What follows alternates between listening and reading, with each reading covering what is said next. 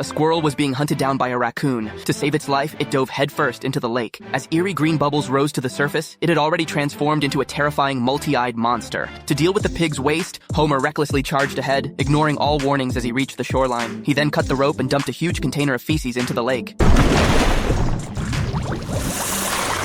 After causing this disaster, Homer fled the scene, creating yet another mutated multi-eyed creature. Soon after, the mutated squirrel was taken away by the Environmental Protection Agency. It was clear that Springtown's pollution had reached its peak. The only option now was to cut off the contamination source immediately.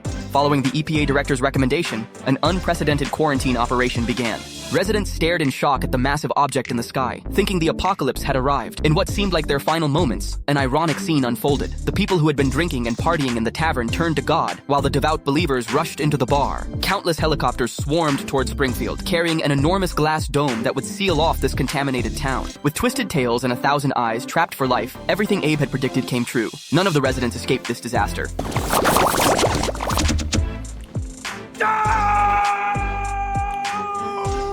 To break free from their confinement, the police chief called in special forces to try blasting through the glass dome with firepower. However, the bullets just bounced back at them instead. The situation was critical, but fortunately, Professor Frink had a major invention, a drilling machine that could break through their prison. It's right there, just outside of the dome. The EPA director's image was projected onto the glass. Springtown had become the most polluted city in history. To prevent the contamination from spreading outward, they had to seal people under the dome. Lisa was confused. Everyone had already started protecting the water supply, so how could there still be pollution? Obviously, some people just weren't listening to the warnings.